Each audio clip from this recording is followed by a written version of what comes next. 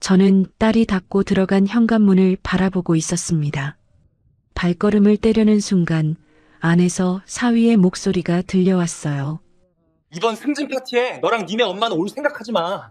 거기 다 대기업 다니는 사람들 뿐인데 너희 모녀가 오면 내 얼굴에 똥칠하는 거야. 여보, 그래도 당신 승진 파티인데. 오기만 해봐. 그날로 너희 모녀는 이 집에서 쑥여나는 거야.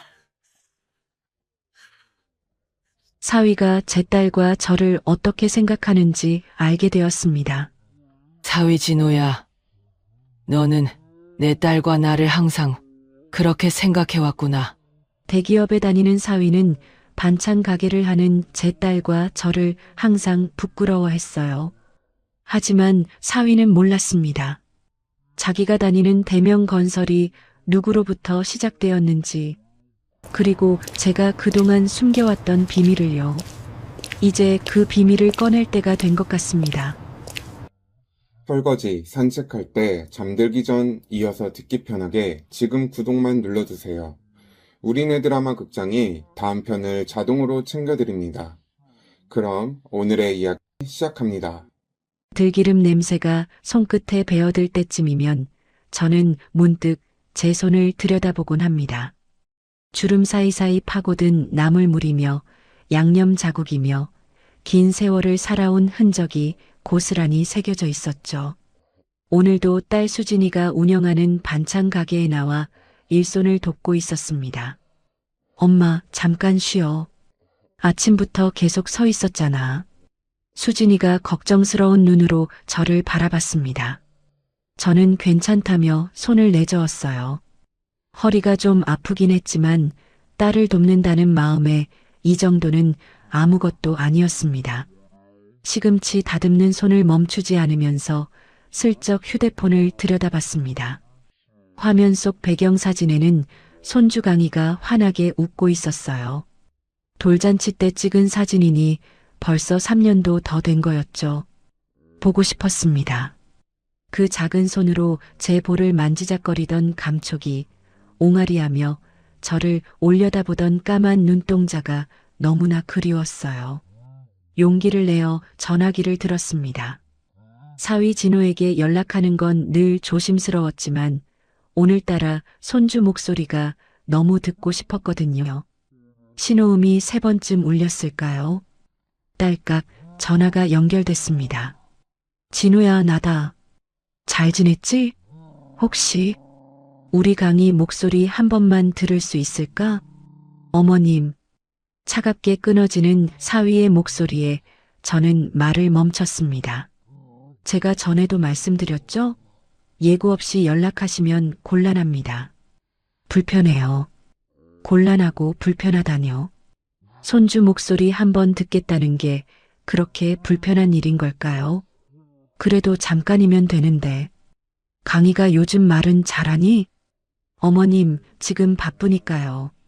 다음부터는 수진이한테 먼저 연락하시고 제가 괜찮다고 하면 그때 하세요. 뚜 일방적으로 끊긴 전화기를 한참 동안 내려다봤습니다. 불편? 그 한 단어가 가슴에 날카롭게 박히더군요. 3년 전 일이 떠올랐습니다. 강희 돌잔치 날 저는 새벽부터 정성껏 미역국을 끓이고 손수 빚은 떡도 준비해 갔었어요. 그런데 행사장에 도착하자마자 사위 진호가 저를 한쪽으로 불렀습니다. 어머님, 오늘 회사 중요한 분들이 많이 오십니다. 죄송하지만 구석방에 계셔주시면 안 될까요? 가슴이 철렁 내려앉았지만 저는 고개를 끄덕였어요. 딸의 가정에 누가 되고 싶지 않았으니까요. 그날 저는 정말로 구석방에 숨어 있었습니다. 바깥에서는 축하 노래가 울려 퍼지고 사람들의 웃음소리가 들려왔지만 저는 손주의 돌잡이도 케이크 촛불 끄는 것도 보지 못했어요. 나중에 수진이가 몰래 들어와 미안하다고 했을 때 저는 오히려 그 애를 다독였죠. 그때 진호가 문을 벌컥 열었습니다. 수진아, 여기서 뭐해? 손님들 인사 안 드려? 그러고는 저를 흘끗 보더니 눈살을 찌푸렸습니다. 수진아, 너도 좀 그래. 어머님, 옷차림이 왜 저래? 저런 차림이면 못 오시게 하던지, 관리를 해드리던지. 회사 사람들 보기 창피하잖아. 수진이의 얼굴이 하얗게 질렸습니다. 저는 그의 손을 꼭 잡아주며 어서 나가보라고 했어요. 사위의 차가운 눈빛이 등에 꽂히는 걸 느끼면서도 웃음을 잃지 않으려 애썼습니다. 그날 이후로도 진호가 저를 향해 불편한 기색을 드러내는 일은 계속됐죠. 그렇게 또 한 번 차갑게 끊긴 전화를 내려놓은 그날 저녁, 수진이가 배달을 나간 사이 저는 혼자 가게를 지키고 있었습니다. 그때 문이 열리며 낯익은 구두 소리가 들려왔어요. 또각 고개를 들어보니 진호였습니다. 양복 차림에 번쩍이는 명품 구두를 신고 수진이를 찾아온 모양이었어요. 어머님, 수진이 어딨어요? 배달 나갔는데 금방 올 거야. 진호는 대답 대신 코를 찡그렸습니다. 한숨을 푹 내쉬며 중얼거리더군요. 이 냄새 진짜 옷에 다 배겠네. 그 말 한마디가 비수처럼 가슴에 꽂혔습니다. 하지만 저는 아무 말도 하지 않고 묵묵히 나물이나 다듬었죠. 잠시 후 수진이가 돌아왔습니다. 진호는 수진이를 보자마자 눈을 부라리며 말했어요. 당신 엄마한테 말 좀 해. 나한테 예고 없이 전화하지 말라고. 수진이가 당황한 표정으로 저를 바라봤습니다. 그리고 이 반찬 냄새 좀 어떻게 안 돼? 집에 올 때마다 온몸에서 진동을 하잖아. 여보, 그런 식으로 말하면. 됐어. 어머님도 좀 신경 쓰시라고. 반찬 냄새 풍기면서 돌아다니시면 저까지 창피해요. 진호는 그 말을 내뱉고는 휙 돌아서 나갔습니다. 매끈한 구두 소리가 멀어져 갔어요. 수진이가 울먹이며 말했습니다. 엄마, 미안해. 진호 씨가 요즘 승진 때문에 예민해서 그래. 알아. 괜찮다. 저는 딸의 등을 토닥이며 웃어 보였습니다. 하지만 속으로는 피가 마르는 것 같았어요. 내 새끼 귀하게 키우려고 이 손이 문드러지도록 일했는데 이제 와서 그 손에서 나는 냄새가 부끄럽다니. 진호야, 너는 정말 사람의 됨됨이가 그것밖에 안 되는 거냐? 들기름 냄새 가득한 제 손을 내려다봤습니다. 주름지고 거칠어진 이 손으로 딸을 키웠건만 사위 눈에는 그저 창피한 것으로밖에 보이지 않는 모양이었습니다. 가게 안에 정막이 내려앉았고 저는 말없이 시금치를 다듬었습니다. 손끝에서 나물물이 흘러내렸지만 그게 눈물인지 나물즙인지 알 수가 없었어요. 며칠 뒤 반찬 가게에서 콩나물을 다듬고 있을 때였습니다. 수진이가 화난 얼굴로 저에게 다가왔어요. 엄마, 진호 씨가 상무로 승진한대. 상무라. 대기업에서 상무면 정말 대단한 자리 아니겠어요. 저는 손에 묻은 물기를 앞치마에 훔치며 고개를 끄덕였습니다. 그래, 잘 됐네. 진호가 고생했구나. 수진이의 목소리에는 오랜만에 활기가 돌았습니다.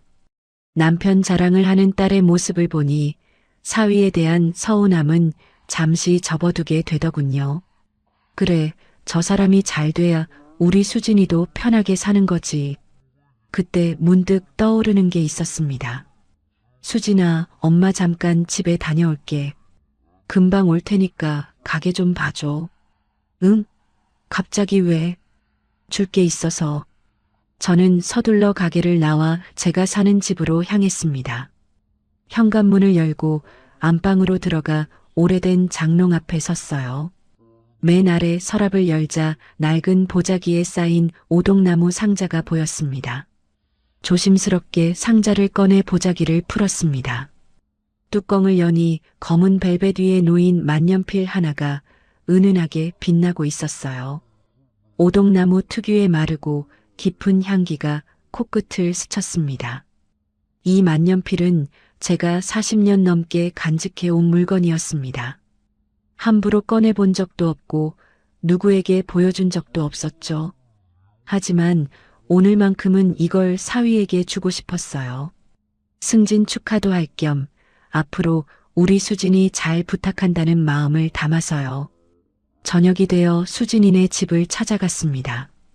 초인종을 누르자 수진이가 문을 열어주었고 거실에는 진호가 소파에 앉아 텔레비전을 보고 있더군요.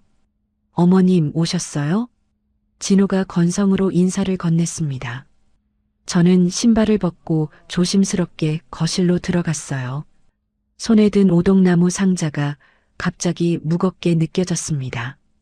진호야, 이번에 승진한다며? 축하한다. 아, 네. 감사합니다. 시선은 여전히 텔레비전에 고정된 채였습니다. 저는 마음을 가다듬고 상자를 내밀었어요. 이거 너 주려고 가져왔어. 정말 귀한 건데 너 잘 되라고 주는 거야. 그제야 진호가 고개를 돌렸습니다. 상자를 받아들더니 뚜껑을 열어 안을 들여다봤어요. 만년필을 꺼내 이리저리 살펴보는 그의 표정이 점점 일그러졌습니다. 이게 뭡니까? 만년필이야. 아주 오래된 거고 정말 귀한 거야. 진호가 피식 웃었습니다. 그 웃음에 담긴 조소가 가슴을 서늘하게 만들었어요. 장모님, 어디 시장통에서 짝퉁 사오신 거예요? 이런 가짜는 애들이나 주시죠. 제 수준에 맞겠습니까? 그 말이 끝나기 무섭게 진호는 만년필을 휙 던졌습니다. 검은 펜이 포물선을 그리며 날아가 쓰레기통 안으로 툭 떨어졌어요. 그 소리가 텅 빈 거실에 메아리 치듯 울렸습니다. 저는 숨이 멎는 것 같았습니다. 40년 넘게 품어온 물건이 제가 얼마나 소중히 여겼는지도 모르는 사람 손에 쓰레기 취급을 당하다니요. 수진이가 화들짝 놀라 쓰레기통으로 달려갔습니다. 허리를 숙여 만년필을 꺼내며 당황한 목소리로 말했어요. 여보, 이게 무슨 짓이야? 엄마가 정성껏 가져오신 건데. 뭐? 정성? 진호가 벌떡 일어났습니다. 그의 얼굴에는 짜증과 경멸이 뒤섞여 있었어요. 당신 엄마는 왜 저렇게 궁상 맞아? 시장에서 주워온 것 같은 걸 들고 와서 귀한 거라고? 내 체면 좀 생각해달라고. 수진이의 손에서 만년필이 덜컥 떨어질 뻔했습니다. 딸의 얼굴이 창백하게 질려가는 게 보였어요. 저는 입술을 꽉 깨물었습니다. 뭐라고 한마디 해야 할 것 같은데 목구멍이 막혀서 말이 나오지 않더군요. 저게 어떤 물건인데? 너가 지금 몸담고 있는 그 회사를 만든 사람들에게만 준 건데 그걸 짝퉁이라며 버리다니. 하지만 저는 아무 말도 하지 않았습니다. 여기서 제가 화를 내면 수진이만 더 힘들어질 테니까요. 딸의 가정에 금이 가게 하고 싶지 않았습니다. 미안해, 엄마. 진호 씨가 요즘 승진 준비하느라 예민해서 그래요. 수진이가 황급히 만년필을 주어 제 손에 쥐어주며 말했습니다. 눈가가 붉어진 딸을 보니 가슴이 찢어지는 것 같았어요. 아니다, 괜찮아. 내가 생각이 짧았네. 저는 억지로 웃어 보이며 만년필을 도로 상자에 넣었습니다. 진호는 이미 다시 소파에 앉아 텔레비전을 보고 있더군요. 마치 방금 일어난 일이 아무것도 아니라는 듯이. 그래, 나갈게. 수진아, 너무 무리하지 마. 현관문을 나서는데 다리에 힘이 풀리는 것 같았습니다. 엘리베이터를 기다리며 손에 든 상자를 내려다봤어요. 오동나무의 마른 향기가 아까와는 다르게 쓸쓸하게 느껴졌습니다. 쓰레기통에 툭 떨어지던 그 소리가 귓가에서 떠나지 않았습니다. 사위의 조소 어린 목소리도 창백하게 질린 수진이의 얼굴도 자꾸만 떠올랐어요. 내가 뭘 바랐던 걸까? 이 물건의 진짜 가치를 저 사람이 알아봐 줄 거라고? 아니, 그저 딸 잘 부탁한다는 마음 하나로 건넨 건데 돌아온 건 모멸뿐이었습니다. 밤바람이 차갑게 얼굴을 스쳤습니다. 저는 상자를 품에 꼭 안고 천천히 집으로 향했습니다. 발걸음이 무거웠지만 눈물만은 보이고 싶지 않았어요. 그날 밤 저는 집에 돌아와 불도 켜지 않은 채 식탁 앞에 앉아 있었습니다. 창밖으로 가로등 불빛만 희미하게 들어오고 벽에 걸린 시계의 초침 소리가 정막을 깨뜨리고 있었죠. 오늘 있었던 일이 자꾸만 머릿속을 맴돌았습니다. 쓰레기통에 툭 떨어지던 만년필, 짝퉁이라며 비웃던 진호의 얼굴, 창백하게 질린 수진이의 표정까지 눈을 감아도 그 장면들이 선명하게 떠올랐어요. 사위를 처음 만난 건 7년 전이었습니다. 수진이가 소개팅으로 만났다며 데려왔을 때 첫인상은 나쁘지 않았어요. 반듯한 외모에 대기업 다닌다는 진호, 딸을 믿고 맡길 수 있겠다 싶었죠. 그런데 결혼하고 나서 서서히 본색이 드러나기 시작했습니다. 처음에는 사소한 것들이었어요.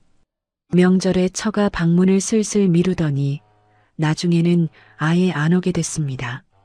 핑계는 늘 같았죠. 회사 일이 바쁘다, 피곤하다, 다음에 가겠다. 그러다 언젠가부터는 핑계조차 되지 않더군요. 진호는 자신이 대기업 직원이라는 사실에 대단한 자부심을 갖고 있었습니다. 아니, 자부심이라기보다는 우월감에 가까웠어요. 회사 이름을 달고 다니는 것만으로 자기가 특별한 사람이 된 줄 아는 것 같았습니다. 한 번은 이런 일이 있었어요. 수진이네 집에 갔다가 저녁을 같이 먹게 됐는데 진호가 회사 얘기를 하더군요. 요즘 신입들 보면 한심해요. 중소기업 출신들이 우리 회사에 와서 적응을 못하더라고. 그쪽 물을 먹은 애들은 아무래도 수준이 달라요. 그 말을 들으면서 저는 가슴이 뜨끔했습니다. 수진이가 운영하는 반찬 가게를 저 사람은 어떻게 생각하고 있는 걸까? 물어보지 않아도 답은 뻔했죠. 또 한 번은 추석 때였습니다. 제가 직접 담근 김치와 반찬을 싸들고 갔더니 진호가 대뜸 이러더군요. 어머님, 다음부터는 그냥 오세요. 집에 반찬 냄새 배면 빼기 힘들어요. 그 말에 저는 아무 대꾸도 못하고 그냥 웃어넘겼습니다. 수진이가 옆에서 여보, 그게 무슨 말이야? 라고 했지만 진호는 들은 척도 안 하더군요. 그날 저는 반찬통을 도로 들고 집에 돌아왔습니다. 돌아오는 버스 안에서 얼마나 눈물을 삼켰는지 몰라요. 심지어 손주강이 생일 때도 그랬습니다. 제가 직접 만든 떡 케이크를 들고 갔더니 진호가 한숨을 쉬며 말하더군요. 어머님, 요즘 애들이 이런 거 먹어요? 백화점에서 제대로 된 거 사오시지. 그러고는 제가 밤새 정성 들여 만든 떡 케이크를 냉장고 구석에 밀어 넣어버렸습니다. 그날 강희는 진호가 사온 화려한 케이크 앞에서 촛불을 껐고 제 떡 케이크는 결국 한 조각도 먹지 못한 채 버려졌어요. 진호에게 반찬 가게 하는 처가는 자신의 커리어에 묻은 오점이나 다름없었습니다. 회사 사람들에게 절대 들키면 안 되는 치부, 숨겨야 할 약점 같은 거였어요. 그래서 저를 볼 때마다 그렇게 불편한 기색을 감추지 못했던 거겠죠. 처음에는 그런 진호가 이해가 됐습니다. 어릴 적 가난한 집에서 자랐다고 들었거든요. 없이 살아본 사람이 성공에 집착하는 건 어쩔 수 없는 일이라고, 그래서 저런 허세를 부리는 거라고 생각했어요. 오히려 안쓰러운 마음마저 들었죠. 하지만 시간이 지날수록 깨달았습니다. 진호의 문제는 가난했던 과거가 아니었어요. 그저 자기가 남보다 위에 있다는 우월감, 그 달콤한 감각에 중독된 사람이었던 겁니다. 대기업이라는 완장을 차고 나서 비로소 사람 구실을 하게 됐다고 착각하는 속이 텅 빈 인간이었어요. 그런 사람이 제 딸의 남편이라니. 수진이가 얼마나 힘들었을지 생각하면 가슴이 찢어지는 것 같았습니다. 그 애는 늘 엄마와 남편 사이에서 줄타기를 해왔어요. 진호가 저에게 모진 말을 할 때마다 엄마 미안해. 진호 씨가 요즘 예민해서 그래라며 남편을 감싸면서도 뒤돌아서면 눈물을 훔치곤 했죠. 저는 그런 수진이에게 늘 같은 말을 했습니다. 아니다, 수진아. 너만 행복하면 그만이지. 하지만 정말 그 애가 행복한 걸까요? 남편 눈치 보며 친정엄마 만나는 것도 조심하고 자기가 운영하는 가게를 부끄러워해야 하는 삶이 행복일 리 없잖아요. 진호는 수진이를 사랑하는 게 아니었습니다. 그저 자기 인생의 부속품 정도로 여기는 것 같았어요. 집안일 해주고 아이 키워주고 사회적으로 흠이 안 될 정도의 아내. 그 이상도 이하도 아닌 존재로요. 저는 사위가 딸을 진심으로 아껴주길 바랐습니다. 수진이가 시집가던 날 진호에게 부탁했던 말이 떠올랐어요. 우리 수진이 잘 부탁해. 내가 이 아이 하나는 세상 누구보다 귀하게 키웠어. 그때 진호는 고개를 숙이며 대답했죠. 걱정 마세요, 어머님. 제가 잘할게요. 그 약속이 이렇게 허무하게 무너질 줄은 몰랐습니다. 아니, 어쩌면 처음부터 진심이 아니었는지도 모르겠어요. 반찬 가게 집안 딸에게 대기업 다니는 자신을 고맙게 여기라는 속내였을지도요. 시계 초침 소리가 유독 크게 들렸습니다. 똑똑똑. 마치 제 가슴을 두드리는 것 같았어요. 진호야, 너는 대체 뭐가 그리 대단하다고 그러느냐? 대기업 직원? 그게 사람 위에 군림할 자격을 주는 거냐? 너가 그토록 우러러보는 그 회사가 어떻게 만들어졌는지 너는 아무것도 모르면서 오늘 너가 쓰레기통에 던진 그 만년필이 어떤 물건인지 너는 영영 모르겠지. 그리고 나는 그걸 굳이 알려줄 생각도 없었어. 너는 알 자격이 없으니까. 하지만 우리 수진이는 달라. 그 애만은 지켜야 해. 어미로서 그것만은 반드시. 창밖을 바라보니 새벽이 다가오고 있었습니다. 저는 자리에서 일어나 빈 잔을 싱크대에 내려놓았어요. 내일도 반찬 가게에 나가야 했으니까요. 수진이 혼자 힘들게 할 수는 없었습니다. 발걸음을 옮기면서 생각했습니다. 진호가 변하길 바라는 건 이제 포기해야겠다고. 저 사람은 변하지 않을 거예요. 변할 이유도 변할 마음도 없는 사람이니까. 다만 수진이가 너무 다치지 않기만을 바랄 뿐이었습니다. 그게 지금 제가 할 수 있는 전부라고 생각했으니까요. 며칠 후 반찬 가게 문을 닫을 시간이 됐습니다. 그날따라 주문이 많아서 배달용 반찬통이 수북이 쌓여 있었어요. 수진이 혼자 들기엔 무거워 보여서 제가 함께 짐을 나눠 들었습니다. 엄마, 괜찮아. 나 혼자 갈 수 있어. 아니야, 이 무거운 걸 어떻게 혼자 들어. 집 앞까지만 바래다 줄게. 수진이가 미안한 표정을 지었지만 저는 괜찮다며 짐을 들었습니다. 사실 진호가 제가 그 집에 오는 걸 싫어한다는 건 알고 있었어요. 그래서 늘 현관문 앞까지만 수진이를 데려다주고 돌아오곤 했죠. 오늘도 마찬가지였습니다. 버스를 타고 수진이네 아파트에 도착했습니다. 엘리베이터에서 내려 복도를 걸으며 짐을 내려놓았어요. 수진이가 현관 비밀번호를 누르며 말했습니다. 엄마, 고마워. 조심해서 들어가. 그래, 너도 푹 쉬어라. 오늘 많이 힘들었지. 수진이가 문을 열고 안으로 들어갔습니다. 저도 돌아서려는 찰나 문이 완전히 닫히기 전에 안에서 진호의 목소리가 들려왔어요. 왔어? 나 할 말 있어. 무심코 발걸음을 멈췄습니다. 문틈 사이로 새어나오는 진호의 목소리가 예사롭지 않았거든요. 뭔가 심상치 않은 기운이 느껴져서 저도 모르게 귀를 기울이게 됐습니다. 이거 봐. 회사에서 승진 파티 초대장이 왔어. 바스락거리는 종이 소리가 들렸습니다. 아마 초대장을 펼치는 소리였겠죠. 와, 진짜? 승진 파티도 해주는 거야? 역시 대기업은 다르구나. 수진이의 목소리에는 기대가 묻어 있었습니다. 남편의 승진을 진심으로 기뻐하는 아내의 마음이 느껴졌어요. 하지만 바로 이어진 진호의 말에 그 기대는 산산이 부서졌습니다. 근데 당신은 오지 마. 뭐? 가족 동반이 원칙이긴 한데 당신은 부끄러우니까 오지 말라고. 회사 사람들이 내 와이프가 반찬 가게 한다는 거 알면 내가 얼마나 창피하겠어. 저는 숨이 멎는 것 같았습니다. 문 앞에 서서 차마 발걸음을 떼지 못했어요.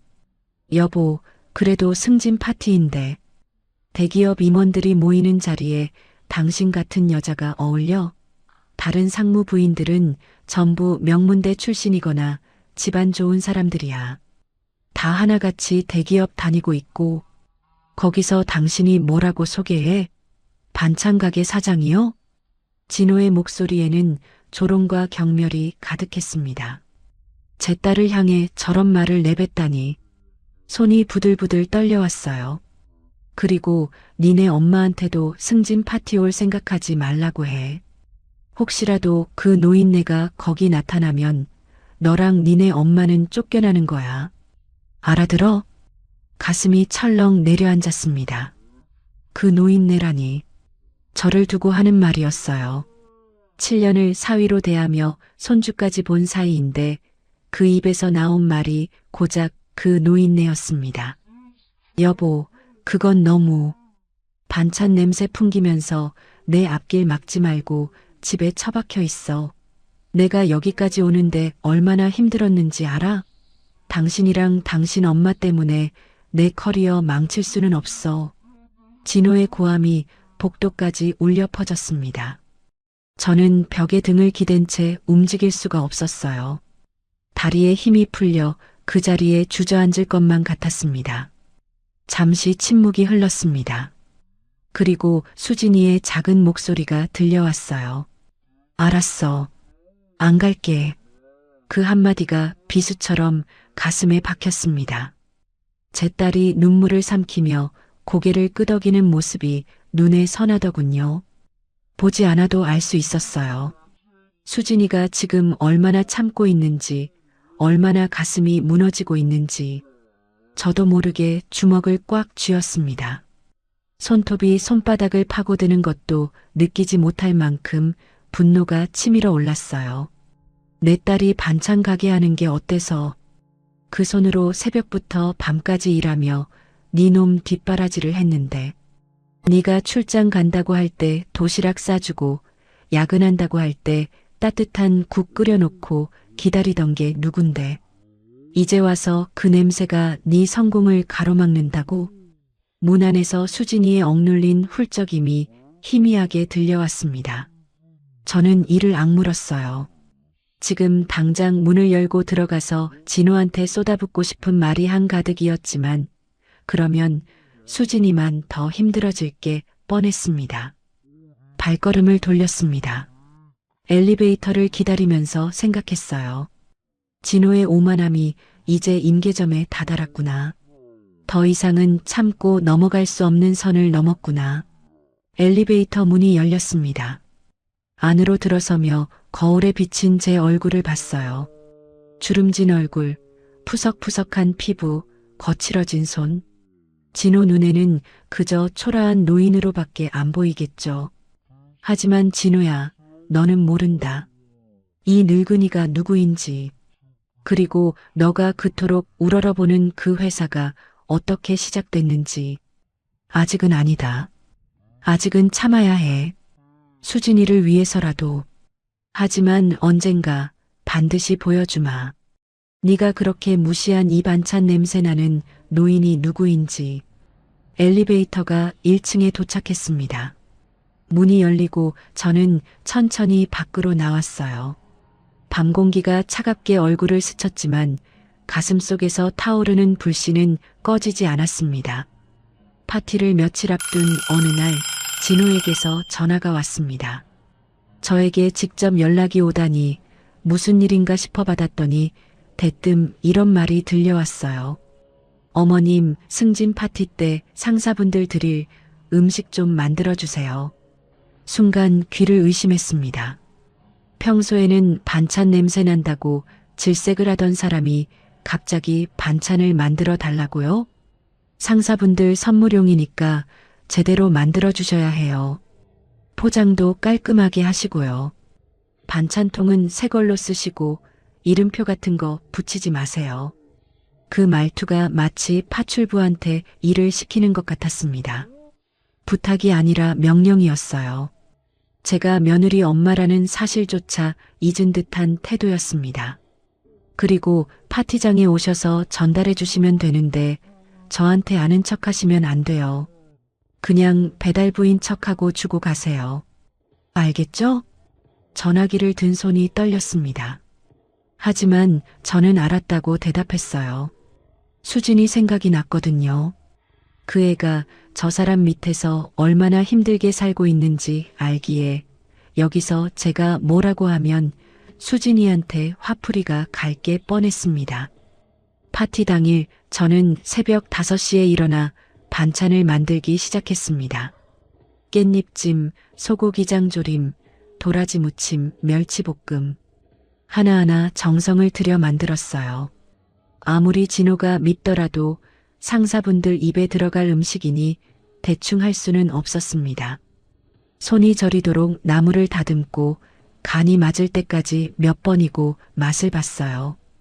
포장을 마치고 무거운 반찬통을 들었습니다. 어깨가 축 처질 만큼 무거웠지만 파티장까지 버스를 2번이나 갈아타고 갔어요. 화려한 호텔 앞에 도착하니 현수막이 걸려 있더군요. 대명건설 상무 승진자 축하 파티라고. 로비로 들어서니 정장 차림의 사람들이 분주하게 오가고 있었습니다. 다들 고급스러운 옷을 입고 서로 인사를 나누고 있었어요. 저는 구석에 서서 진호를 찾았습니다. 잠시 후 검은 양복을 차려입은 진호가 보였어요. 저는 조심스럽게 다가갔습니다. 진호야. 부르려는 순간 진호가 먼저 저를 발견했습니다. 그런데 그 눈빛이 너무나 차가웠어요. 마치 처음 보는 사람을 대하듯, 아니 벌레를 보듯이요. 진호가 성큼성큼 다가왔습니다. 그리고는 낮은 목소리로 속삭였어요. 어이, 여기 두고 가요. 잔돈은 됐으니까 얼른 가세요. 어이라니, 잔돈이라니. 저는 진호의 장모인데 배달부 취급을 받고 있었습니다. 진호야, 왜 이렇게까지 하는 거야?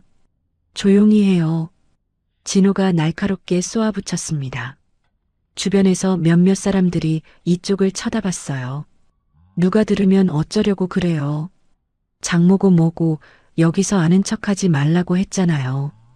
빨리 가세요. 저는 할 말을 잃었습니다. 반찬통을 든 채 그 자리에 멍하니 서 있을 수밖에 없었어요. 그때 진호가 지나가던 경비원을 불렀습니다. 저기요, 저 할머니 좀 내보내주세요. 잡상인이에요. 경비원이 제게 다가왔습니다. 할머니, 이쪽으로 나가셔야 해요. 아니, 저는 빨리요. 행사에 방해되니까요. 경비원의 손에 이끌려 저는 로비 밖으로 나왔습니다. 뒤돌아보니 진호는 이미 다른 사람들과 웃으며 대화를 나누고 있더군요. 마치 방금 있었던 일이 아무것도 아니라는 듯이 호텔 앞 계단에 서서 한참을 멍하니 있었습니다. 새벽부터 정성껏 만든 반찬, 손이 저리도록 나물을 다듬고 간을 맞추며 만든 것들. 그걸 들고 버스를 2번이나 갈아타고 왔는데 돌아온 건 모멸뿐이었습니다. 지나가던 사람들이 저를 힐끗힐끗 쳐다봤어요. 호텔 앞에 서 있는 초라한 노인이 이상해 보였겠죠. 하지만 저는 움직일 수가 없었습니다. 다리에 힘이 풀려서가 아니라 이대로 돌아가면 안 될 것 같은 느낌이 들었거든요. 발걸음을 때려다 멈췄습니다. 그냥 가기가 싫었어요. 아니, 갈 수가 없었습니다. 무언가 석연치 않은 느낌이 가슴을 짓눌렀거든요. 수진이 생각도 났고 진호의 그 차가운 눈빛이 자꾸 머릿속에서 맴돌았습니다. 저는 호텔 주변을 천천히 걸었습니다. 정문이 아닌 다른 쪽으로 발걸음을 옮겼어요. 파티장에서 흘러나오는 화려한 음악 소리가 희미하게 들려왔습니다. 웃음소리, 박수소리, 축배를 드는 소리까지 그 모든 게 저와는 상관없는 세상의 것처럼 느껴졌어요. 호텔 뒤편으로 돌아가니 후문이 보였습니다. 저는 근처 화단 옆 벤치에 앉았습니다. 그냥 잠시 쉬었다 가려고요. 네가 오늘 상사들한테 바친 그 반찬이 진호야. 내가 새벽부터 일어나 만든 거다. 네가 그토록 창피해하는 이 반찬 냄새나는 손으로 말이야. 하지만 두고 보자. 언젠가 이 반찬이 네 인생의 마지막 만찬이 될 거다. 차가운 밤바람이 볼을 스쳤습니다. 저는 반찬통을 무릎 위에 올려놓고 호텔 뒷문을 바라봤어요. 안에서 새어나오는 불빛과 웃음소리가 멀게만 느껴졌습니다. 그리고 그 순간 뒷문이 열리며 낯익은 목소리가 들려왔어요. 뒷문이 열리며 낯익은 목소리가 들려왔습니다. 아, 진짜 오늘 날씨 좋다. 바깥 공기 좀 마시니까 살 것 같네. 진호였습니다. 동료로 보이는 남자 2명과 함께 나왔더군요. 세 사람은 웃고 떠들기 시작했어요. 저는 화단 옆 벤치에 앉은 채 움직이지 않았습니다. 어두운 곳이라 그들 눈에 띄지 않았거든요. 그냥 일어나서 가려고 했어요. 그런데 진호의 다음 말에 발이 얼어붙고 말았습니다. 최상무, 오늘 부인 안 왔어? 가족 동반이라며. 동료가 진호에게 물었습니다. 진호가 피식 웃었어요. 아, 제 아내요? 수준이 안 맞아서 안 데려왔어요. 심장이 덜컥 내려앉았습니다. 수준이 안 맞다니. 제 딸을 두고 하는 말이었어요. 수준이 안 맞아? 무슨 뜻이야? 말 그대로요. 여기 다른 상무님 부인들 보세요. 다들 명문대 나왔거나 집안 좋은 분들이잖아요. 다 대기업 다니고 계시고, 근데 제 아내는. 진호가 한숨을 쉬며 말을 이었습니다. 반찬 가게를 해요. 지하상가에서. 그런 여자를 어떻게 데려와요? 창피해서 원. 다른 상무 부인들이 제 아내 보면 뭐라고 할 것 같아요? 동료들이 어색하게 웃었습니다. 진호는 아랑곳하지 않고 계속 떠들어댔어요. 친한 분들이니 말씀드리는데요. 제 처가요? 솔직히 내 인생의 오점이에요. 장모는 반찬 가게에서 일하는 늙은 노인이고 아내는 거기 사장이에요. 사장이라고 해봤자 상가 구석 10평짜리. 웃기지 않아요? 저는 갑자기 분노가 치밀었어요. 하지만 자리를 뜰 수가 없었습니다. 저 인간이 대체 어디까지 말할지 끝까지 들어야 했거든요. 그래도 결혼한 지 꽤 됐잖아. 자식도 있고. 그래서요. 상무되면 정리할 생각이에요. 정리라는 말에 귀가 번쩍 뜨였습니다. 설마 정리? 이혼한다는 거야? 네. 더 높은 집안이랑 연을 맺어야죠. 이제 상무인데 처갓집 때문에 더 이상 발목 잡히긴 싫어요. 저도 이제 비슷한 사람들하고 가정을 꾸려야죠. 진호가 들고 있던 종이컵은 바닥에 던지고 신발로 밟아 찌그러뜨렸습니다. 그 모습이 마치 제 딸의 인생을 발로 짓밟는 것처럼 보였어요. 솔직히 제 아내는 파출부랑 다를 게 없어요. 집안일이나 하고 애나 보고. 그게 전부예요. 거기에 처갓집까지 저러니까 답이 없죠. 동료 중 한 명이 머뭇거리며 말했습니다. 야, 그래도 그렇게 말하면. 뭐가요? 사실인데. 하여간 상무 자리 확실히 굳히면 바로 이혼 서류 들이밀 거예요. 양육권이야 알아서 가져가라고 하면 되고. 저는 온몸이 떨리기 시작했습니다. 이게 사람이 할 소리인가. 7년을 같이 살고 아이까지 낳은 아내를 정리한다고? 소모품처럼? 내 딸을, 내 소중한 새끼를 정리해? 손이 저절로 주머니 속 핸드폰을 더듬었습니다. 떨리는 손가락으로 녹음 버튼을 눌렀어요. 핸드폰이 미세하게 진동하며 녹음이 시작됐습니다. 근데 이혼하면 재산 분할 같은 거 복잡하지 않아? 그건 걱정 없어요. 그냥 위자료 조금 주고 내보내면 돼요. 사실 저희 집 명의가 장모 명의기는 한데 잘 둘러대서 가져와야죠. 저희처럼 대기업에서 직장 생활을 해본 사람들이 아니라 세상 물정 아무것도 몰라요. 진호가 태연하게 말했습니다. 마치 물건을 처분하듯이요. 처가에서 뭐라 안 해? 뭐려? 그 늙은 장모가 뭘 어쩌겠어요. 반찬 가게나 하는 사람이. 진호가 킥킥 웃었습니다. 제가 오늘 당한 일을 농담거리로 삼고 있었어요. 너무 심한 거 아니야? 에이, 괜찮아요. 저런 사람들은 좀 강하게 대해야 해요. 안 그러면 계속 기어오르거든요. 어차피 곧 남인 사람들인데 뭐. 가슴이 터질 것 같았습니다. 심장이 미친 듯이 뛰었어요. 손에 쥔 핸드폰이 땀으로 미끄러웠습니다. 하지만 손을 떨면서도 녹음만은 멈추지 않았어요. 그나저나 재혼은 생각 있어? 물론이죠. 이번에 거래처 사장님 딸이 있는데 이화여대 나오고 집안도 좋아요. 상무되고 나서 슬슬 작업 걸 생각이에요. 진호가 능글맞게 웃었습니다.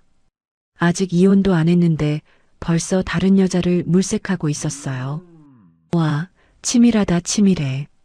살려면 이 정도는 해야죠. 반찬 가게 처갓집이랑 엮여서 평생 못 올라갈 순 없잖아요. 30년 전의 기억이 떠올랐습니다. 남편이 갑자기 세상을 떠났을 때 수진이는 겨우 5살이었어요. 장례식장에서 아빠를 찾으며 우는 아이를 안고 저는 결심했습니다. 이 아이만큼은 내 손으로 지키겠다고. 그래서 한 발 물러났습니다. 제가 해오던 일들, 제가 쌓아온 것들을 내려놓고 저는 수진이 곁에 남았어요. 남들은 제가 미쳤다고 했습니다. 왜 그 좋은 걸 놓냐고, 아깝지 않냐고. 하지만 저는 후회하지 않았어요. 큰 결정이 필요할 때만 잠깐 얼굴을 비추고 나머지 시간은 오직 딸만 바라보며 살았습니다. 수진이가 행복하면 그걸로 됐다고, 그것만이 제 삶의 전부라고 생각하며요. 그런데 지금 그 딸이 저 인간에게 소모품 취급을 당하고 있어요. 정리 대상이라니. 내 새끼가. 진호와 동료들이 다시 안으로 들어갔습니다. 문이 닫히고 나서야 저는 벤치에서 일어났어요. 다리가 후들후들 떨렸지만 마음은 오히려 차갑게 가라앉았습니다. 핸드폰 화면을 봤습니다. 녹음 시간이 5분 14초를 가리키고 있었어요. 저는 정지 버튼을 누르고 파일을 저장했습니다. 다시 한번 재생해서 제대로 녹음됐는지 확인했어요. 진호의 목소리가 선명하게 들렸습니다. 그래, 정리라는 게 뭔지 내가 직접 보여주마. 진호야, 너는 오늘 네 무덤을 네 입으로 판 거다. 하지만 아직은 아니었습니다. 지금 당장 들어가서 진호의 멱살을 잡고 싶었지만 그러면 안 됐어요. 더 확실하게, 더 철저하게 끝장을 내야 했습니다. 저는 다시 벤치에 앉았습니다. 밤바람이 차갑게 얼굴을 스쳤지만 가슴속에서는 차가운 불꽃이 타오르고 있었어요. 수진아, 조금만 기다려라. 엄마가 반드시 너를 지켜줄게. 저 못된 놈한테서 반드시. 그때 주머니 속 핸드폰이 울렸습니다. 수진이었어요.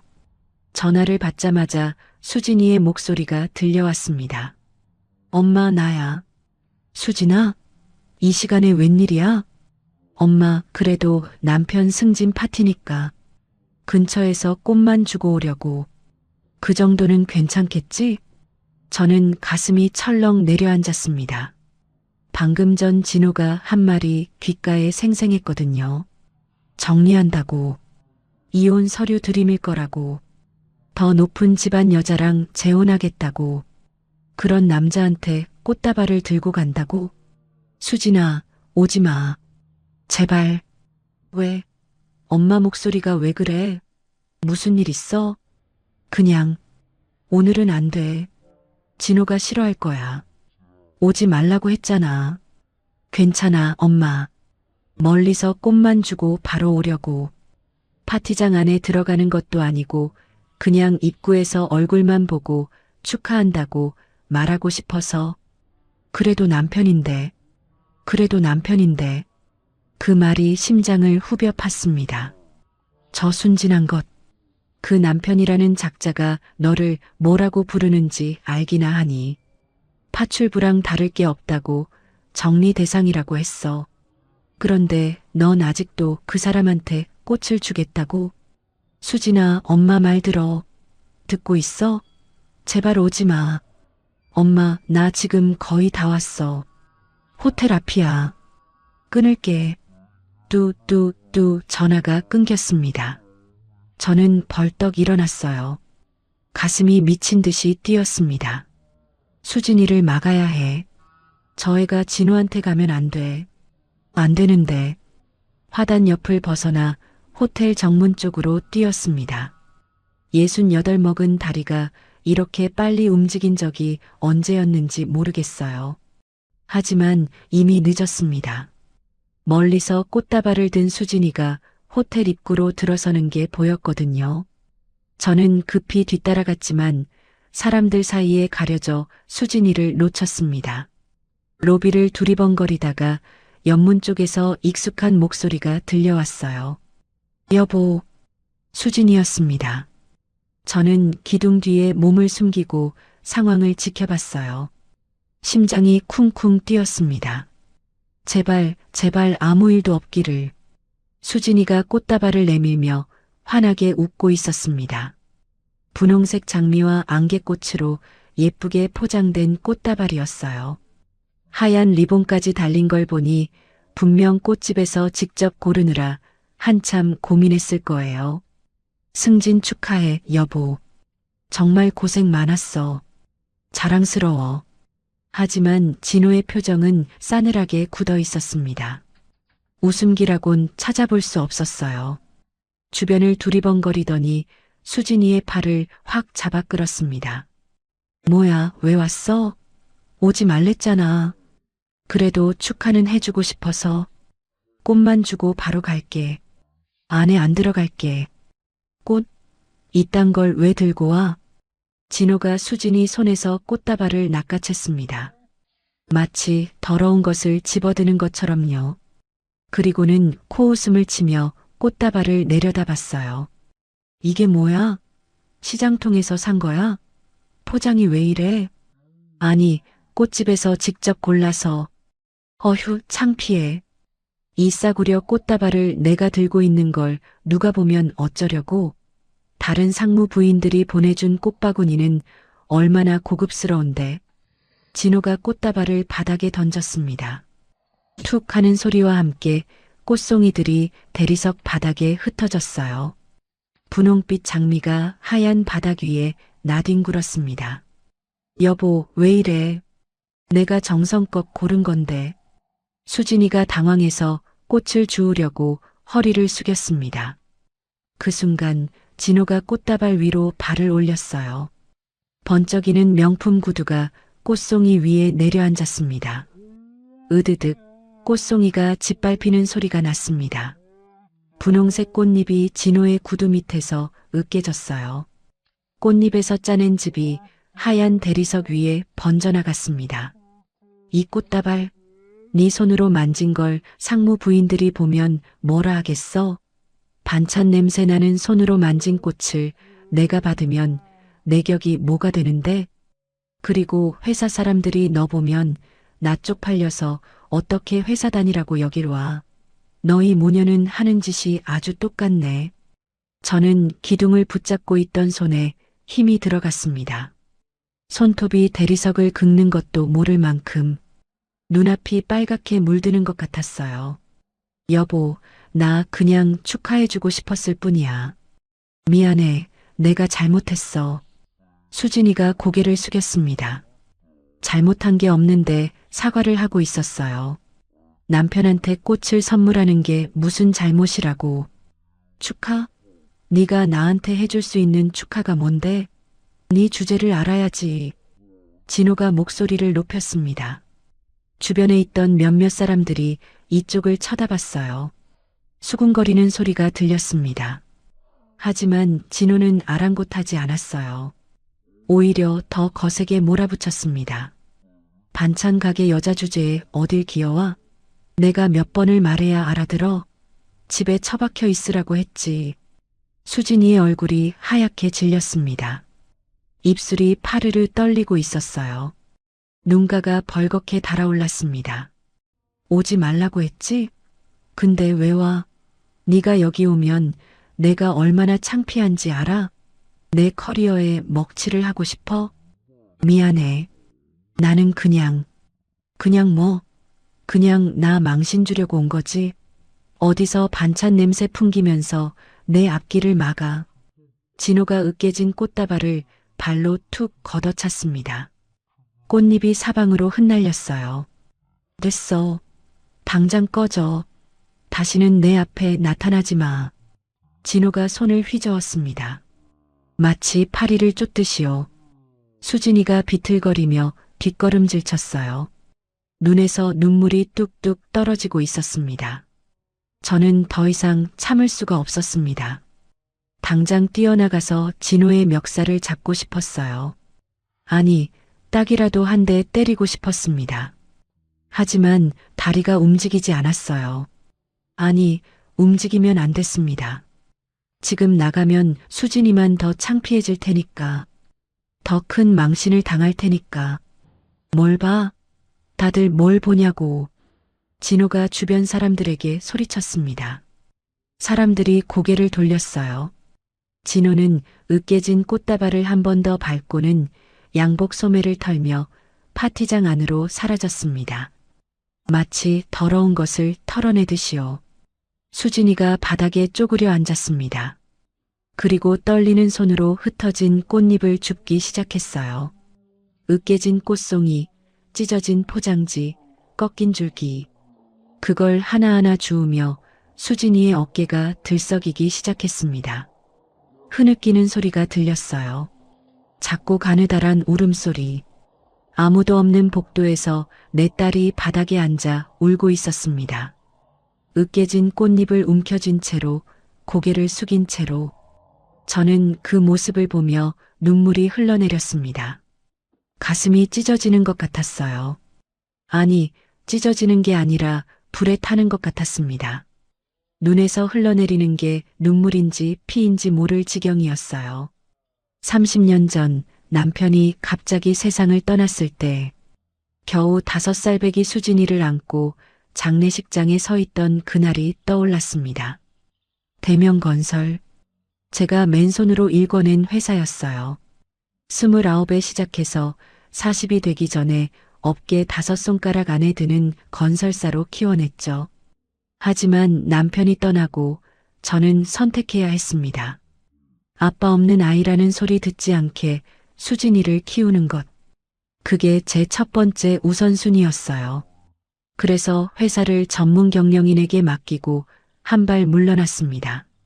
주요 결정만 내리고 나머지는 믿을 수 있는 사람들에게 맡겼어요. 그렇게 대명건설의 회장 자리는 30년째 공석으로 비워졌습니다. 그리고 제 정체를 철저히 숨겼습니다. 내가 대명건설 창립자라는 사실이 알려지면 내 딸을 노리는 사람들이 생길 게 뻔했거든요.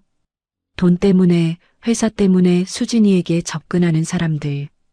그런 자들에게서 내 딸을 지키려면 평범한 엄마로 사는 수밖에 없었어요. 그렇게 30년을 살았습니다. 수진이가 행복하면 그걸로 됐다고. 그 애가 웃으면 저도 웃을 수 있다고. 그게 제 인생의 전부라고 생각하며 살아왔어요. 그런데 지금 내 딸이 바닥에 앉아 울고 있어요. 으깨진 꽃잎을 주우며 사람들 눈을 피해 숨죽여 울고 있어요. 저놈한테 비천하다는 소리를 듣고 반찬 냄새 난다며 쫓겨나고. 수진아, 미안하다. 이 엄마가 너무 늦었지? 진작에 나섰어야 했는데. 너가 이렇게 될 때까지 뭘 했는지 모르겠구나. 저는 주머니에서 핸드폰을 꺼냈습니다. 손이 떨렸지만 저장해둔 번호를 찾아 통화 버튼을 눌렀어요. 신호음이 2번 울리고 전화가 연결됐습니다. 네, 회장님. 낮고 단단한 남자 목소리가 들려왔습니다. 항상 변함없이 첫 마디가 회장님이었어요. 박 대표, 나 강말순이야. 회장님, 무슨 일이십니까? 이 시간에 전화를 주시다니. 목소리가 심상치 않으신데요. 오늘 파티, 대명건설 주최 맞지? 네, 그렇습니다. 상무 승진 축하 파티입니다. 저는 바닥에 앉아 울고 있는 수진이를 바라봤습니다. 이제야 겨우 일어나 꽃다발 잔해를 쓰레기통에 버리고 있더군요. 어깨가 축 처진 채로 고개를 숙인 채로 저 뒷모습이 얼마나 처량해 보이는지 저는 낮게 가라앉은 목소리로 말했어요. 준비해. 오늘 이 회사의 진짜 주인이 누군지 보여줄 때가 됐어. 전화기 너머로 잠시 침묵이 흘렀습니다. 그리고 박 대표의 목소리가 들려왔어요. 놀란 기색이 역력했습니다. 회장님, 드디어 결심하셨습니까? 그래. 30년이면 됐지. 알겠습니다, 회장님. 차량과 의상 준비해서 바로 보내겠습니다. 15분이면 도착합니다. 그래. 후문 쪽으로 보내. 전화를 끊고 저는 수진이를 다시 바라봤습니다. 수진이가 터덜터덜 호텔 밖으로 걸어나가고 있었어요. 고개를 푹 숙인 채로 어깨를 웅크린 채로 진호야, 네가 오늘 밟은 건 꽃이 아니야. 내 딸의 마음이고 내 인생의 전부야. 그리고 너 같은 짐승은 이 회사에 다닐 자격이 없어. 30년간 숨겨왔던 것들이 있어. 네가 그토록 올라가고 싶어 하던 그 자리, 네가 그토록 우러러보던 그 회사, 그게 어디서 시작됐는지 오늘 똑똑히 보여주마. 저는 후문 쪽으로 발걸음을 옮겼습니다. 15분 후 검은색 승용차 한 대가 소리 없이 다가와 제 앞에 멈춰 섰어요. 뒷문이 열리며 검은 양복을 입은 남자가 내렸습니다. 회장님, 준비된 의상은 뒷좌석에 있습니다. 박 대표님께서 직접 고르셨습니다. 저는 고개를 끄덕이고 차에 올랐습니다. 뒷좌석에는 검은 정장과 구두, 그리고 진주 목걸이가 놓여 있었어요. 30년 전에 입던 것과 똑같은 스타일이었습니다.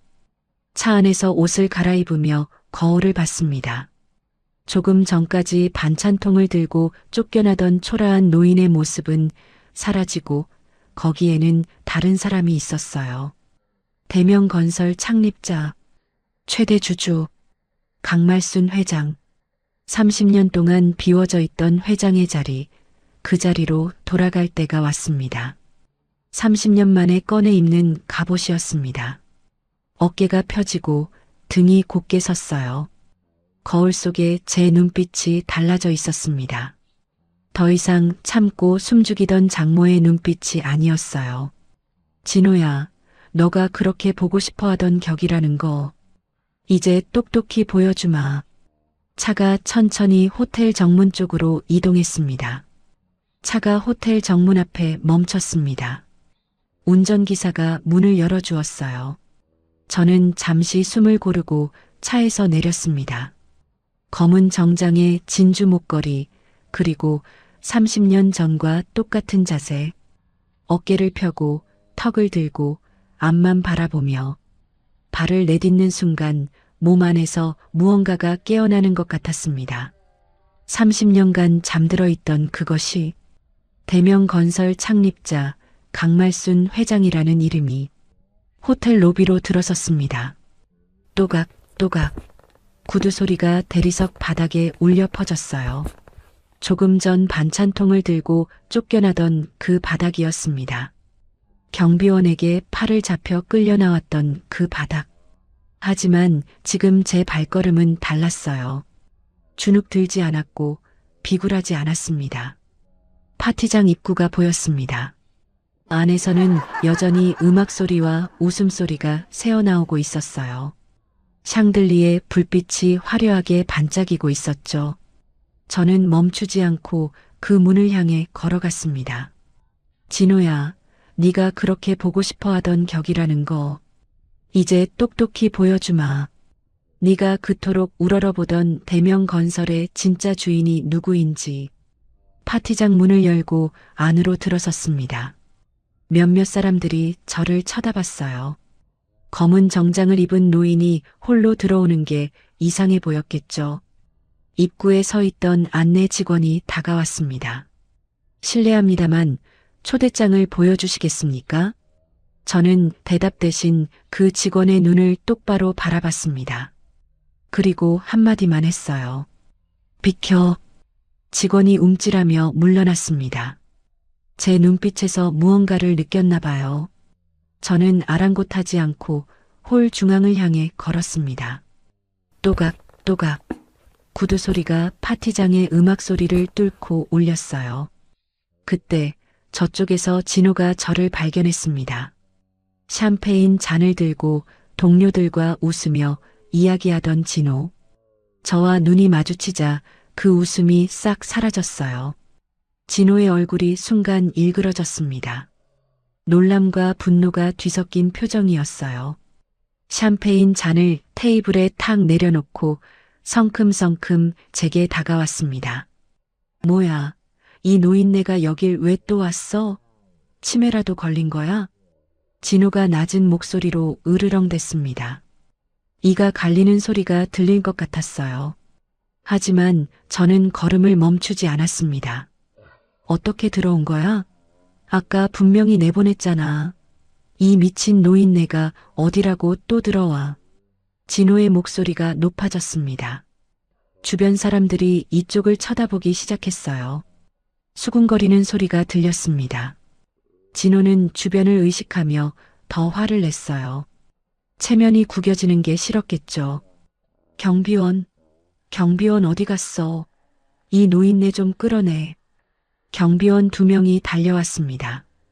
아까 저를 내쫓았던 바로 그 경비원들이었어요. 하지만 저는 꿈쩍도 하지 않았습니다. 그저 진호의 눈을 똑바로 바라보며 서 있었어요. 빨리 끌어내라고. 이 침에 걸린 노인네가 내 장모라고 사칭하면서 행사를 망치고 있잖아. 경비원들이 머뭇거리며 제게 다가왔습니다. 한 명이 조심스럽게 제 팔에 손을 뻗었어요. 그때였습니다.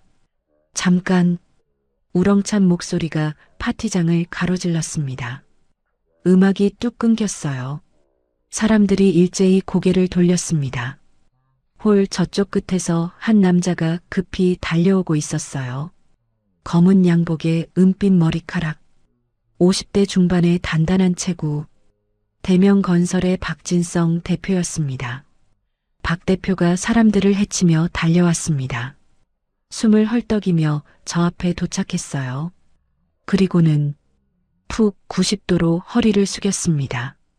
파티장 한복판에서 수백 명의 시선이 쏠린 가운데 대명건설의 대표이사가 이름 모를 노부인 앞에 허리를 꺾었습니다. 회장님, 그 한마디에 파티장이 얼어붙었습니다.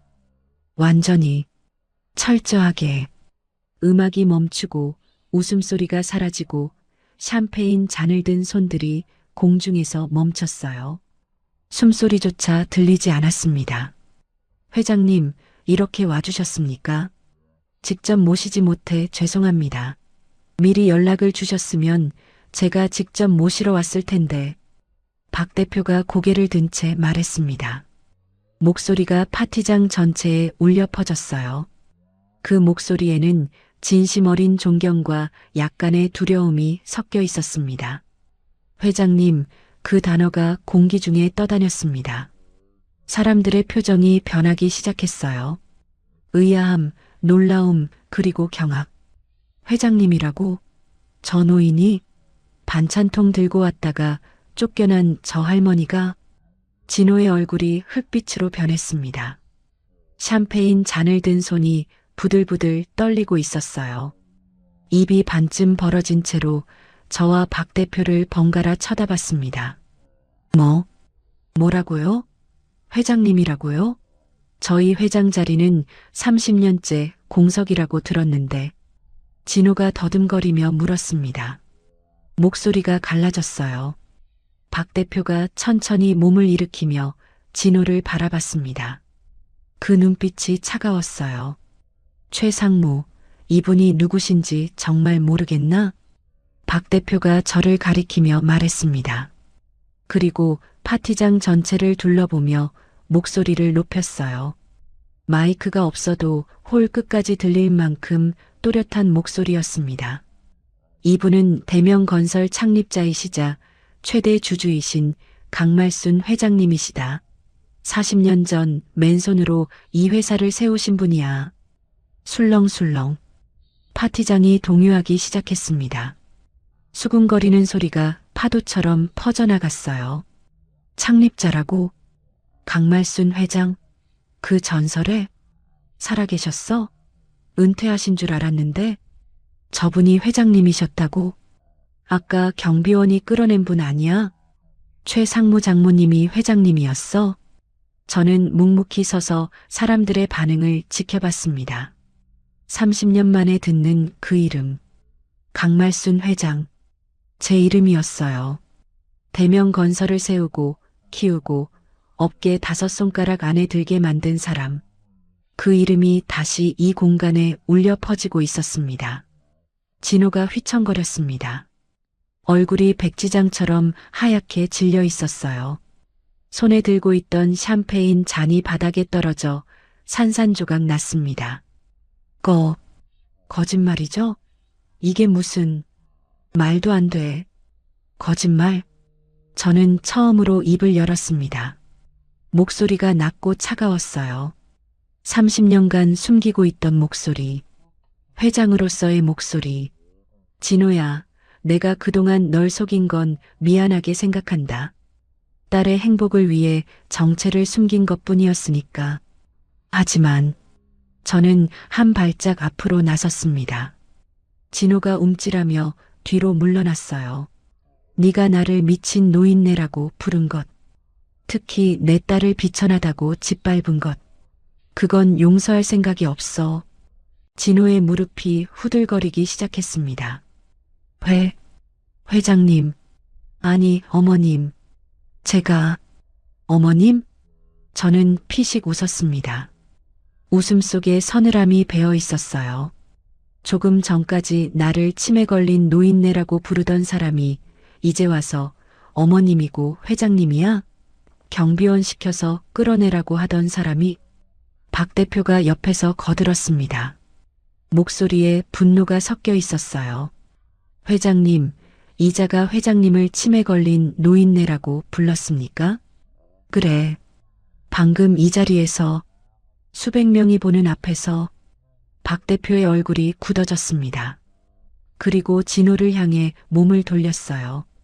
최진호 씨, 당신이 대명건설 창립자를 치매 걸린 노인네라고 불렀다?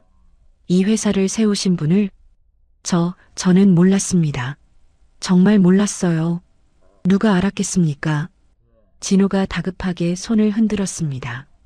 목소리가 갈라지고 떨렸어요. 하지만 아무도 그 변명에 귀 기울이지 않았습니다. 저는 천천히 파티장을 둘러봤습니다. 화려한 샹들리에 아래 정장을 차려입은 사람들이 저를 바라보고 있었어요. 임원들, 부장들, 그리고 오늘의 주인공이어야 할 상무 승진자들. 모두가 숨을 죽이고 저를 지켜보고 있었습니다. 이 회사가... 저는 낮은 목소리로 말을 시작했습니다. 파티장이 쥐 죽은 듯 조용해졌어요. 내가 40년 전에 맨손으로 일궈낸 이 회사가 사람 귀한 줄 모르는 자들을 키우는 곳이었구나. 저는 진호를 똑바로 바라봤습니다. 박 대표? 예, 회장님. 이자가 오늘 이 파티에서 무슨 짓을 했는지 아나? 무슨 일이 있었습니까? 저는 한 발짝 더 앞으로 나섰습니다. 진호가 비틀거리며 뒤로 물러났어요. 깨진 샴페인 잔 조각을 밟으며 내 딸이 축하한다고 꽃다발을 들고 왔어. 남편 승진을 축하하려고 정성껏 고른 꽃을 들고. 그런데 이자가 그 꽃다발을 바닥에 던지고 발로 짓밟았어. 꽃잎이 으깨질 때까지. 파티장이 다시 술렁거렸습니다. 충격에 찬 탄식 소리가 여기저기서 터져 나왔어요. 그러면서 뭐라고 했는지 아나? 반찬 가게 여자 주제에 어딜 기어오냐고. 비천하다고. 내 앞길을 막지 말라고. 진호가 떨리는 목소리로 말했습니다. 회장님, 그건 제가 잠시 흥분해서. 흥분? 저는 차갑게 웃었습니다. 네가 내 딸을 비천하다고 부른 게 흥분이야? 내가 30년을 넘게 키운 딸을, 세상 누구보다 귀하게 키운 내 딸을 네가 감히 비천하다고? 진호가 무릎을 꿇었습니다. 파티장 한복판에서 수백 명이 지켜보는 가운데 번쩍이던 명품 구두가 대리석 바닥에 닿았어요. 죄송합니다, 회장님. 제가 잘못했습니다. 제발 한 번만 용서해 주십시오. 저는 무릎 꿇은 진호를 내려다봤습니다. 조금 전까지 제 딸을 짓밟던 그 남자가 지금은 바닥에 엎드려 빌고 있었어요.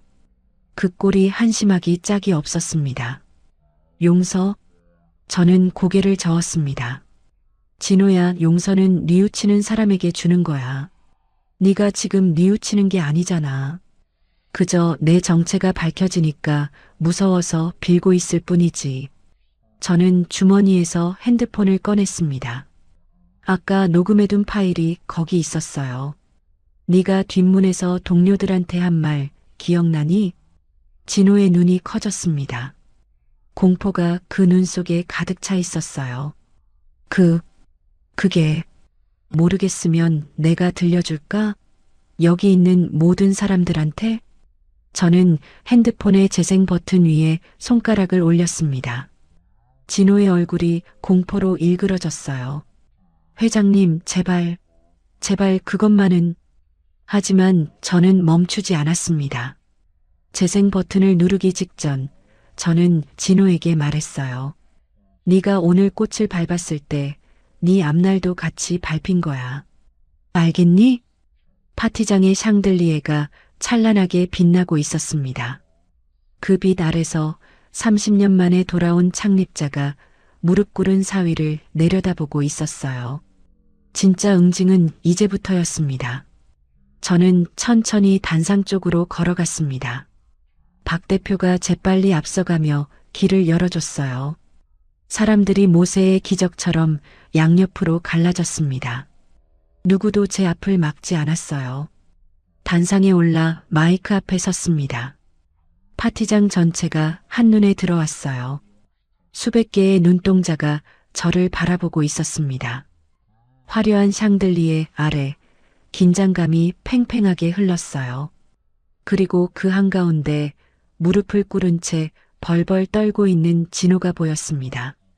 모두 잠시 주목해 주시겠습니까? 제 목소리가 마이크를 통해 파티장에 울려 퍼졌습니다. 이미 조용했던 장내가 더욱 고요해졌어요. 숨소리조차 들리지 않았습니다. 모두가 숨을 죽이고 다음 말을 기다리고 있었죠. 저는 주머니에서 무언가를 꺼냈습니다. 오동나무 상자. 뚜껑을 열자 그 안에 든 만년필이 모습을 드러냈어요. 이게 뭔지 아는 사람 있나요? 만년필을 높이 들어 보였습니다. 샹들리에 빛을 받아 검은 몸체가 은은하게 빛났어요. 금색 테두리가 반짝였습니다. 박 대표의 눈이 커졌어요. 얼굴에 경악이 번졌습니다. 회장님, 그건... 그래. 대명건설 창립기념 만년필이야. 저는 만년필을 천천히 돌려가며 사람들에게 보여줬습니다. 40년 전 대명건설을 세우던 날, 나는 이 만년필로 첫 번째 계약서에 서명했어. 땅을 사고 첫 삽을 뜨고 첫 번째 건물을 올릴 때 이 펜으로 모든 서류에 사인했지. 파티장이 술렁거렸습니다. 임원들 사이에서 탄식 소리가 흘러나왔어요. 그리고 이 펜은 창립 멤버들에게만 나눠줬어. 이 회사를 함께 일군 사람들에게만. 세상에 10자루밖에 없는 펜이야. 저 펜 진짜야? 창립기념 만년필이라고? 전설로만 듣던 그거? 나도 한 번도 못 봤는데. 저는 진호를 똑바로 바라봤습니다. 진호의 얼굴이 새파랗게 질려 있었어요. 며칠 전 내가 이 만년필을 사위에게 선물로 줬어. 승진 축하한다고. 정말 귀한 거니까 잘 간직하라고. 진호가 고개를 푹 숙였습니다. 무슨 말이 나올지 짐작한 모양이었어요. 근데 이자가 뭐라고 했는지 아나? 저는 파티장을 둘러보며 말했습니다. 시장통에서 산 짝퉁이라고 했어. 자기 수준에 안 맞는다고. 그리고는 저는 잠시 말을 멈추고 진호를 바라봤습니다. 쓰레기통에 던져버렸지. 이 회사의 역사가 담긴 펜을. 쓰레기통에. 파티장이 다시 술렁거렸습니다. 충격에 찬 탄식이 여기저기서 터져나왔어요. 회사의 상징을 쓰레기통에. 미쳤나? 창립자한테 그런 짓을? 어떻게 그럴 수가? 저는 만년필을 내려다봤습니다. 쓰레기통에서 주워온 이 펜. 수진이가 울면서 주워줬던 이 펜. 그날 밤 저는 이 펜을 닦으며 눈물을 흘렸었어요. 네가 짝퉁이라며 던진 이 펜이 네 숨줄이었다는 걸 그때는 몰랐겠지. 진호가 바닥에 엎드렸습니다. 이마를 대리석에 박으며 빌었어요. 쿵 하는 소리가 마이크에 잡혔습니다. 회장님, 제발. 저는 정말 몰랐습니다. 제발 한 번만 용서해 주십시오. 용서? 저는 차갑게 웃었습니다. 아직 내 얘기 안 끝났어. 더 들을 말이 있으니까. 저는 핸드폰을 꺼내 재생 버튼을 눌렀습니다. 스피커를 마이크에 가까이 대자 진호의 목소리가 파티장 전체에 울려 퍼졌어요. 제 처가요? 솔직히 내 인생의 오점이에요. 장모는 반찬 가게에서 일하는 늙은 노인이고 아내는 거기 사장이에요. 웃기지 않아요? 진호의 얼굴이 흑빛을 넘어 회색으로 변했습니다. 온몸이 부들부들 떨리고 있었어요. 상무되면 정리할 생각이에요. 더 높은 집안이랑 연을 맺어야죠. 이제 상무인데 처갓집 때문에 더 이상 발목 잡히긴 싫어요. 파티장이 얼어붙었습니다. 사람들의 표정이 경악에서 혐오로 바뀌었어요. 몇몇 여성 임원들은 고개를 절레절레 흔들었습니다. 솔직히 제 아내는 파출부랑 다를 게 없어요. 집안일이나 하고 애나 보고. 그게 전부예요. 파티장 곳곳에서 한숨소리가 터져나왔어요. 하여간 상무자리 확실히 굳히면 바로 이혼 서류 들이밀 거예요. 양육권이야 알아서 가져가라고 하면 되고 위자료 조금 주고 내보내면 돼요. 녹음이 끝났습니다. 파티장은 묘지처럼 고요했어요. 누구도 입을 열지 않았습니다. 샹들리에 불빛만 차갑게 빛나고 있었죠. 저는 핸드폰을 주머니에 넣으며 말했습니다. 이게 이자의 본심이야. 내 딸을 파출부 취급하고 이혼해서 갈아치우겠다고. 승진하자마자 더 좋은 집안 여자랑 재혼하겠다고. 진호가 바닥을 기며 제 발치로 다가왔습니다. 번쩍이던 명품 구두가 더러워지는 것도 모르고 무릎으로 기어오며 제 다리에 매달렸어요. 회장님, 그건 농담이었습니다. 술 먹고 헛소리한 거예요. 제발요. 농담? 저는 진호를 내려다봤습니다. 콧물과 눈물이 뒤범벅이 된 얼굴이었어요. 아내를 파출부라고 부르는 게 농담이야? 이혼 서류 들이밀겠다는 게 농담이고 장모를 늙은 노인이라고 비웃는 게. 진호가 제 발목을 두 손으로 붙잡았습니다. 살려주십시오, 회장님. 제가 잘못했습니다. 뭐든지 하겠습니다. 제발 한 번만 기회를. 저는 발을 빼며 한 발짝 물러났습니다. 그리고 냉정하게 말했어요. 박 대표? 예, 회장님. 이자의 상무 승진 취소해. 파티장이 다시 술렁거렸습니다. 진호의 눈이 휘둥그레졌어요. 회장님, 그건. 그리고 해고야. 지금 당장. 이 자리에서. 알겠습니다. 박 대표가 고개를 숙였습니다. 진호가 울부짖었어요. 회장님, 제발. 제가 이 회사에서 15년을 일했습니다. 제발요. 15년? 저는 피식 웃었습니다. 나는 이 회사를 40년 전에 세웠어. 네 15년이 뭐가 대단해? 진호의 얼굴에서 마지막 희망이 사라지는 게 보였습니다. 아직 안 끝났어. 이자가 살고 있는 아파트, 누구 명의지? 박 대표가 태블릿을 확인하며 대답했습니다. 확인해 보겠습니다. 잠시만요. 잠시 후 박 대표가 고개를 들었어요. 회장님 명의로 되어 있습니다. 따님 혼수로 마련해 주신 것으로 기록되어 있습니다. 그래. 내가 수진이 주려고 산 집이야. 이 자한테 준 적 없어. 저는 진호를 내려다보며 말했습니다. 내일까지 짐 싸서 나가. 하루라도 더 버티면 법적으로 처리할 거야. 회장님, 그러면 저는 갈 데가 없습니다. 저한테 아무것도 없어요. 그건 네 문제야. 네가 만든 상황이지 내가 만든 게 아니야.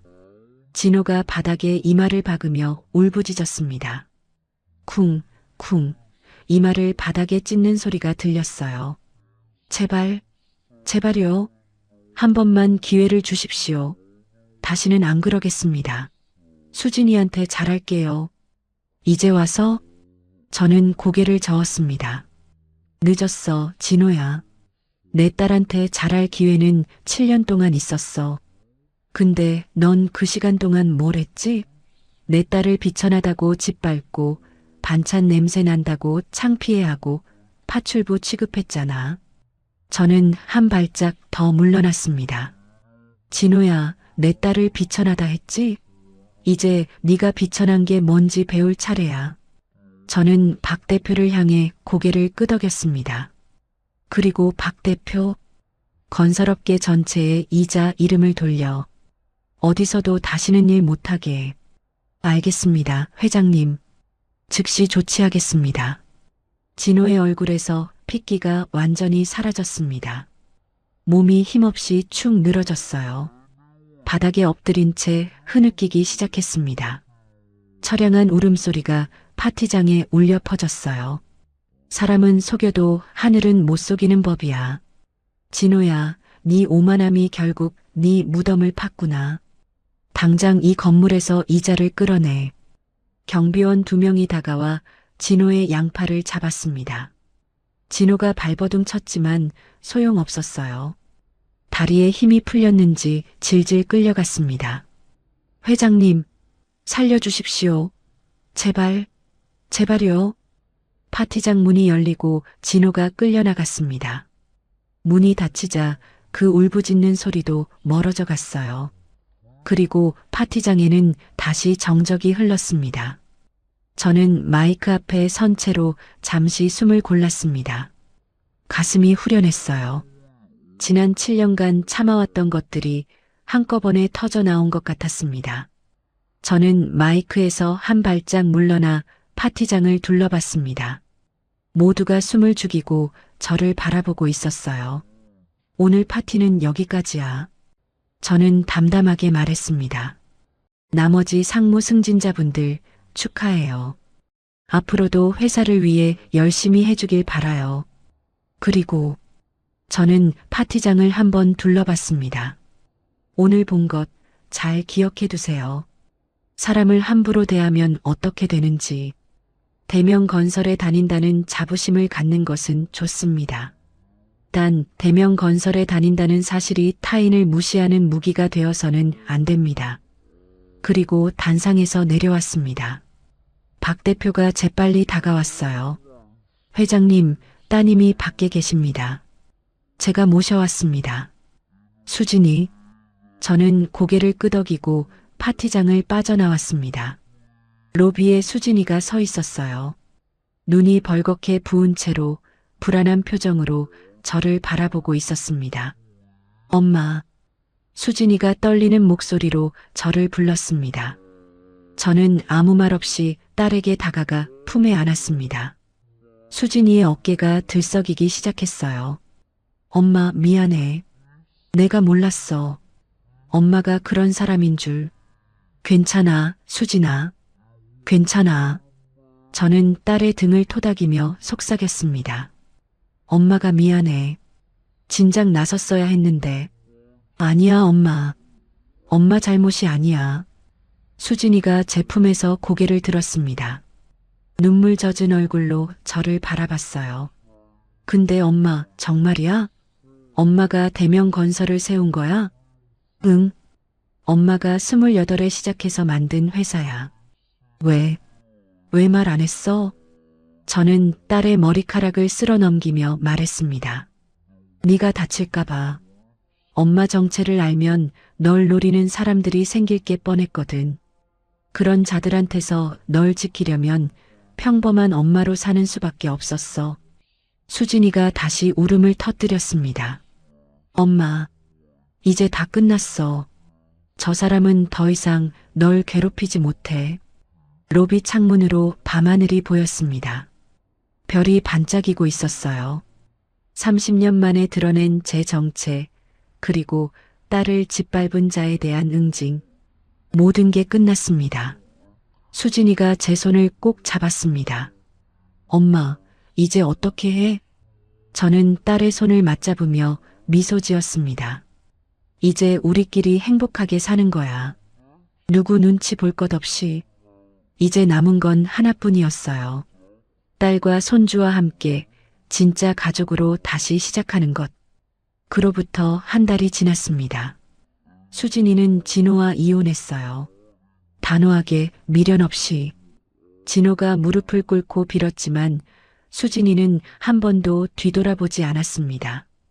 그날 파티장에서 본 남편의 본 모습이 모든 미련을 끊어버렸거든요. 이혼 서류에 도장을 찍는 날 수진이가 제게 말했어요. 엄마, 이제야 진짜 숨을 쉬는 것 같아. 그 말을 듣는 순간 저도 모르게 눈물이 흘렀습니다. 7년 동안 참아왔던 것들이 한꺼번에 풀리는 것 같았어요. 진호는 모든 것을 잃었습니다. 직장도, 집도, 가족도. 건설업계 어디에서도 그를 받아주지 않았어요. 박 대표가 철저하게 손을 썼거든요. 어디선가 편의점 아르바이트를 한다는 소문이 들려왔지만 저는 관심도 두지 않았습니다. 사위에게는 단 한 푼의 지원도 하지 않았어요. 그건 제 원칙이었습니다. 내 딸을 짓밟은 자에게 베풀 자비 따위는 없었으니까요. 지금 저는 오래전에 마련해둔 저택에서 살고 있습니다. 수진이와 손주 강희가 함께요. 오늘도 정원에 앉아 햇살을 받고 있었습니다. 봄바람이 불어와 꽃향기를 실어다 줬어요. 장미며 튤립이며 정원 가득 꽃들이 피어 있었습니다. 할머니, 작은 발소리와 함께 강희가 뛰어왔습니다. 품에 안기는 손주의 온기가 따뜻했어요. 할머니, 이거 봐. 내가 그린 거야. 강희가 도화지를 내밀었습니다. 거기에는 세 사람이 손을 잡고 있는 그림이 그려져 있었어요. 할머니, 엄마, 그리고 강희. 어머, 우리 강희 그림 실력이 늘었네. 저는 손주의 머리를 쓰다듬으며 웃었습니다. 강희가 환하게 웃으며 정원으로 뛰어갔어요. 나비를 쫓으며 깔깔거리는 웃음소리가 정원에 퍼졌습니다. 수진이가 음료수를 들고 나왔습니다. 제 옆에 앉으며 말했어요. 엄마, 여기 살아도 되는 거야? 이렇게 큰 집에서? 당연하지. 원래 넣어주려고 마련해둔 집이야. 진작 알았으면 그 고생 안 해도 됐을 텐데. 수진이가 씁쓸하게 웃었습니다. 저는 딸의 손을 잡았어요. 수진아, 엄마가 미안해. 숨긴 게 많아서. 아니야, 엄마. 이제 다 알았으니까. 그리고 수진이가 정원에서 뛰노는 강희를 바라보며 말했습니다. 이제 진짜 행복해. 예전에는 몰랐어. 행복이 뭔지. 매일 눈치 보고 숨죽이고 살았으니까. 그래, 내 딸. 고생 많았다. 저는 딸의 어깨를 감싸 안았습니다. 이제는 누구 눈치 보지 말고 우리끼리 행복하게 살자. 그게 엄마 소원이야. 경영 복귀 제안은 여러 번 있었습니다. 박 대표가 몇 번이나 찾아와 부탁했어요. 하지만 저는 거절했습니다. 이제 회사는 젊은 사람들에게 맡길 때가 됐어요. 저는 그저 딸과 손주 곁에서 평범한 할머니로 살고 싶었습니다. 저녁 무렵 수진이가 저녁 준비를 하러 들어가고 저는 혼자 정원에 남았습니다. 노을빛이 하늘을 물들이고 있었어요. 문득 하늘을 올려다봤습니다. 여보, 보고 있지? 우리 수진이가 이제 진짜 웃네. 7년 만에 처음 보는 웃음이야. 당신이 떠나고 30년. 그 세월 동안 나 혼자 수진이를 키웠어. 힘들었지만 후회는 없어.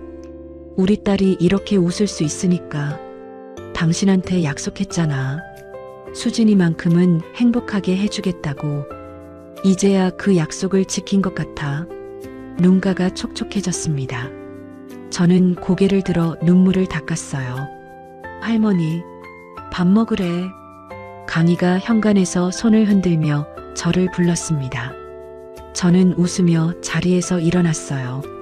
그래, 지금 갈게. 정원을 가로질러 걸으며 생각했습니다. 이제 남은 인생, 딸과 손주와 함께 소박하게 살아야겠다고. 더 이상 바랄 것도 아쉬울 것도 없었습니다. 저녁 식탁에 세 사람이 둘러앉았습니다. 강희가 제잘거리고 수진이가 웃고 저도 덩달아 웃었어요. 이게 행복이구나. 30년간 숨기고 살았던 것들, 7년간 참아왔던 것들, 그 모든 시간이 오늘을 위한 것이었나 봅니다. 창밖으로 별이 하나둘 떠오르고 있었습니다. 저는 딸과 손주의 얼굴을 바라보며 조용히 미소 지었어요. 이제 진짜 행복해도 되겠지? 여러분, 오늘 이야기 어떠셨나요? 내 자녀가, 내 부모가, 혹은 내 형제자매가 힘들어하는 걸 뻔히 보면서도 도와주지 못했던 경험이 있으신가요? 혹은 도와주고 싶어도 경제적 여유가 없어서 힘이 닿지 않아서 그저 마음만 태우며 지켜볼 수밖에 없었던 순간들이 있으신가요? 아니면 내가 힘들 때 손 내밀 곳이 없어서 혼자 버텨야 했던 그런 시간들이 있으신가요? 그런 경험을 하신 분들께 오늘 이야기가 작은 위안과 위로가 되었으면 좋겠습니다. 사랑하는 사람을 지키고 싶은 그 마음만큼은 누구나 똑같으니까요. 오늘 이야기가 마음에 남으셨다면 구독과 알림으로 다음 만남을 예약해두세요. 우리네 드라마 극장이 다시 찾아갑니다. 그리고 오늘 이야기를 듣고 느낀 감정과 생각을 댓글로 소통해주세요.